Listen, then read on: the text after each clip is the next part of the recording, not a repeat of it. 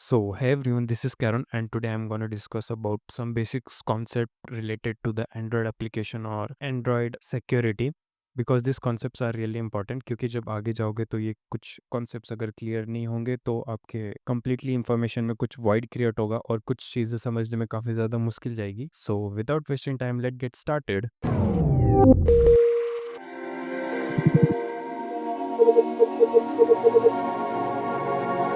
So look, I would like to explain the complete architecture of the how Android application security works.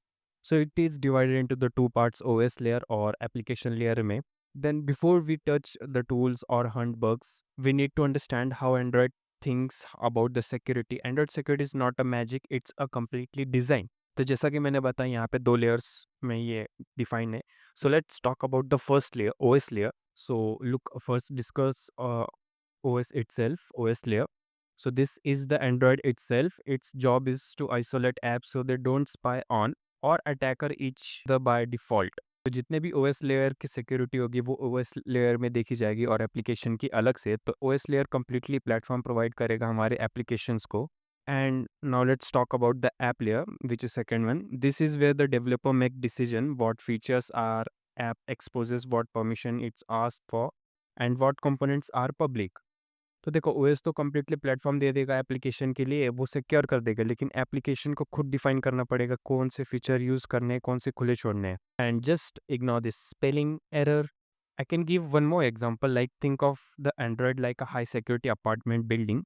The building is gives every apartment strong locks and the separate keys. और जैसे कि सभी को apartment और अपने अपने दरवाज़ों की की मिल चुकी है, अब वो यूज़र पे डिपेंड करता है जैसे कि एप्लीकेशन पे कि वो अपने घर के लॉक्स को वीक रखे, खुला छोड़ दे, वो तो इसके ऊपर है क्योंकि बिल्डिंग तो स्ट्रॉन्ग है। अपने वो घर को सिक्योर ना करे तो उसमें ओएस की कोई गलती नहीं है। तो आप इससे कह सकते हैं एंड्रॉइड की जो सिक्योरिटी वो इन 2 लेयर पे डिपेंड करती है and this is absolutely correct. Most of the Android vulnerabilities don't break the OS, they happens because the developer misuse the app layer. Now let's talk about the UI ID separation and sandboxing. So now let's talk about the most important rule in the Android security. देखो ये तो आपको पता होगा हर apps को एक अलग-अलग UID दी जाती है ताकि उसे अच्छे से ट्रैक कर पाए. अब जो भी ऐप्स इंस्टॉल करते हैं तो हर एक प्रोसेस को एक अलग यूआईडी मिलती है फर्दर फंक्शन कॉल्स या फिर ट्रैकिंग पर्पस के लिए और वो सेपरेट रहे.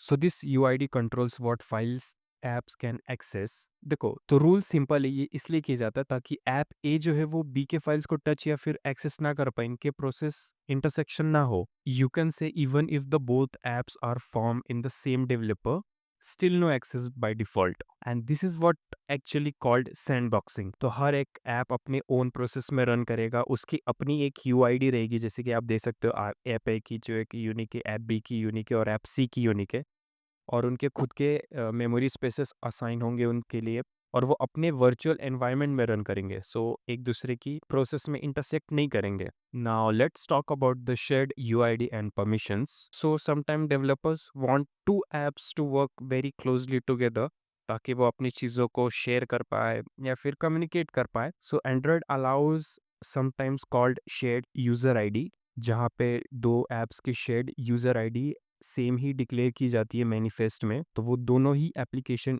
एज अ सेम यूजर के नाम से रन की जाती है. So what does it means, they can access each other files first of all and second they trust each other completely. लेकिन इसमें प्रॉब्लम क्या है, अगर एक ऐप अगर कॉम्प्रोमाइज्ड होता है तो अटैकर सेकेंड फाइल के प्रोसेस फाइल्स हर चीज़ एक्सेस कर पाएगा, सारे privileges. And this is why Google strongly discourage this share UID आज के टाइम पे. इसी में चलो बात करते परमिशंस के बारे में. तो परमिशंस कैसे काम करते हैं और कैसे एक्स्ट्रा पावर्स मिलते हैं एंड्रॉयड ऐप्स में. तो सारे भी ऐप्स के जो परमिशन होते हैं वो Android manifest dot XML file के अंदर डिफाइन की जाती है. ये एक ब्लूप्रिंट फाइल है जो कि पूरे एंड्रॉयड का स्ट्रक्चर सारी चीज़ें इसमें डिफाइन की जाती है एंड्रॉयड मैनिफेस्ट डॉट एक्सएमएल में. So look, there are 4 types of level in the Android. Where पहला आता है नॉर्मल प्रिविलेज जो कि लो रिस्क रहता है और वो ऑटोमेटिकली सबको असाइन होके आता है, जैसे कि इंटरनेट एक्सेस ऐप को रहना चाहिए. तो इस काइंड ऑफ प्रिविलेज वो नॉर्मल में आता है. फिर डेंजरस जहाँ पे ये हाई रिस्क वाले होते हैं जहाँ पे यूज़र की परमिशन लगती है, जैसे कि कैमरा एक्सेस लोकेशन ऐप्स लेते हैं, वो डेंजरस में आते हैं. And the third one is signature where only apps sign with the same developer की वही यूज़ कर पाते हैं. And in the last fourth one signature और सिस्टम जो कि सिस्टम ऐप्स या फिर कह लो सेम सिग्नेचर सिस्टम ऐप्स ही यूज़ कर पाएँगे। देखो जितना ज़्यादा एक्स्ट्रा परमिशन ऐप्स को दोगे उतना ज़्यादा वो वल्नरेबिलिटी या फिर अटैक सरफेस क्रिएट करेगा। तो चलो सबके इंटरेस्टिंग पॉइंट पे बात करते हैं रूटिंग और सिस्टम ऐप्स के बारे में। ऐप्स जो होते हैं वो एंड्रॉयड में सारे इक्वल नहीं होते, सबके अलग-अलग रोल process privileges होते हैं. So some apps are pre-installed by the system manufacturer or carrier. This lives in system slash app or system slash priv app. These apps often runs very high privilege. तो जितने भी application इस file path या फिर system slash app में अगर install होते हैं उनमें एक्स्ट्रा पावर या फिर एक्स्ट्रा प्रिविलेज दी जाती है।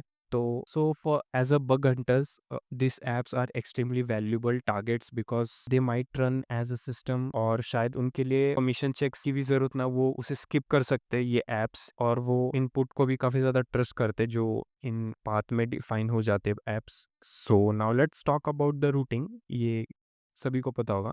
Like routing means gaining full access or control over the device, like becoming admin on the Linux. This is usually done by exploiting one or more vulnerability and installing SU binary. Super user routing allows like custom ROMs like Lynch OS or deep security testing. Even तुम device के customization को भी easily configure कर पाओगे अगर एक बार root हो गए। लेकिन डिवाइस को रूट करने से वो पूरा सैंडबॉक्स को ब्रेक कर देगा, तो अगर अटैकर चाहे तो वो रूट किट को इम्प्लीमेंट कर सकता है। तो इवन आप डिवाइस को फैक्ट्री रीसेट या फिर रीसेट कर दोगे तो भी कुछ फ़र्क नहीं पड़ेगा, क्योंकि वो रूट डायरेक्टरी को भी एक्सेस कर पाएगा, सारे रूट परमिशंस, रूट प्रिविलेज का मिसयूज कर सकता है। So once device is rooted, a malicious apps can request the root access and control almost everything on the phone. अगर आपका डिवाइस रूटेड है तो जस्ट मान के चलो कोई भी वहाँ पे ट्रस्ट बाउंड्री नहीं है। Now let's reveal the secret of the APKs. So Android apps is packaged in the APK files and they are nothing but a literally zip file.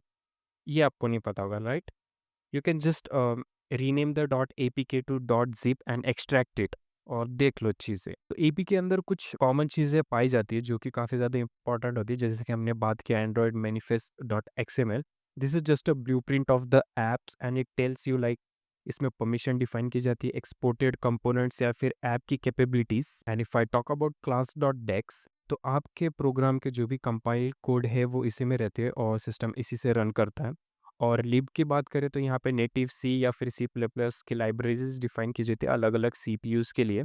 और एसेट में आपके लो रॉ फाइल्स या फिर sometimes configuration files and even something hidden payloads जो कि assets में रखे जाते हैं। जस्ट फॉर द एग्जांपल, जब आप स्टैटिक एनालिसिस करते हो तो यहाँ पे दो टाइप्स के होते हैं, स्टैटिक और डायनेमिक। डायनेमिक में आप एक्चुअली ऐप को रन करके वल्नरेबिलिटी फाइंड करते हो और स्टैटिक में कोड्स रिव्यू वगैरह करते हो। तो जहाँ पे आप एपीके को जब एक्सट्रैक्ट करोगे तो उसमें कुछ ऐसे फाइल्स मिलेंगे, सोर्स कोड मिलेगा, रिसोर्सेज, और जैसा कि मैंने बताया एंड्रॉयड मैनिफेस्ट फाइल, क्लास डेस्ट और रिसोर्सेज वगैरह के फाइल्स होते हैं। तो ऐसा कुछ स्ट्रक्चर फॉलो करता है हमारा APK and this is the actual real example. तो जैसा जैसा हम आगे बढ़ेंगे, जब हम जेडेक्स वगैरह या फिर जीयूआई पढ़ेंगे इसमें, तब उसे हम डिटेल में कवर करेंगे। तो as a security tester you can look for the manifest file where you can get something interesting over there.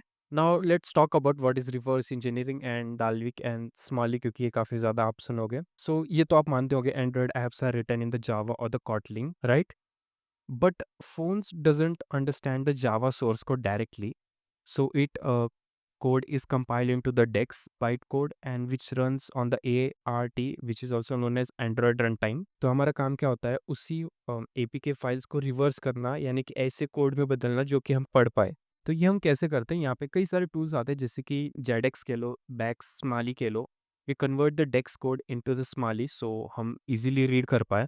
This is kind of between the dex byte code and assembly. Assembly तो काफ़ी ज़्यादा मुश्किल हो जाएगा पढ़ने में, जहाँ पे हम स्माली में हम ये चीज़ें फाइंड कर सकते हैं, हार्ड कोडेड एपीआई कीज़ जो कि काफ़ी ज़्यादा मिलते हैं एंड्रॉयड पे बग हंटिंग में। And you can even see the real authentication logic in the smali code, understand how security checks are actually work. Now let's talk about the intents. The what is the intent means, the apps don't work alone, they communicate. Android uses the intent for the communication between the components of the app, अलग अलग apps के लिए। और यहाँ पे हमारे पास दो types के मेन इंटेंट्स आते हैं, लाइक एक्सप्लिसिट और इम्प्लिसिट, वेयर एक्सप्लिसिट में हम एग्जैक्ट कंपोनेंट के नेम को डिफाइन करते हैं और वो एक्टिविटी ऐप में खुल जाएगी, और इम्प्लिसिट में हम एक्शन को डिफाइन करते हैं, तो उस एक्शन से रिलेटेड जो भी ऐप्स या फिर फंक्शंस है वो सर्च करेगा और उसे वो ओपन करेगा।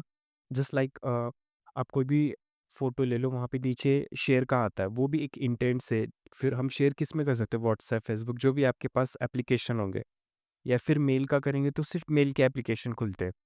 एक ऐप से दूसरे ऐप्स के कंपोनेंट में जो भी कम्युनिकेशन होता है वो हम इंटेंट से करते हैं। And now what's the security problem over here, if the components is marked as exported, any apps on the device can send it as a intent, तो वो डिटेल्स एक ऐप से दूसरे ऐप में चला जाएगा, क्योंकि वो ऐप के जो कंपोनेंट्स होते हैं वो इनपुट को ट्रस्ट करेंगे, they don't validate the data and perform sensitive action, और ये सब दिख रहे, then congratulations, you have found the vulnerability. Now let's talk about the advance intent risk. तो जैसे कि मैंने बताया, इंटेंट्स के कई सारे टाइप्स होते हैं, और पिछले में देखा कि दो मेन टाइप्स होते हैं। Now let's talk about the what is pending intents. It allows the other apps to act using your permission, या फिर ऐप के परमिशंस। Basically, they are the implicit and not restricted and even not validated. The attacker can hijack them and perform the action as a your app. और इसी में ना pending intent के साथ एक और है हमारे पास, जो कि है sticky broadcast intent, where sticky broadcast stay in the system after being assent and any app can read और इवन मॉडिफाई द डेटा।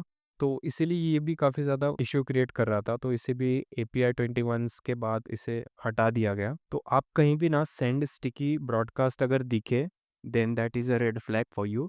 सो ये थे एंड्रॉयड के कुछ बेसिक कॉन्सेप्ट, क्योंकि जब हम आगे बढ़ेंगे ये कॉन्सेप्ट बार बार आते जाएंगे। I don't want to create a void in the knowledge, so I have explain this in this video, and I will say thank you for watching, and please let me know in the comment. फिर मिलते हैं next video में।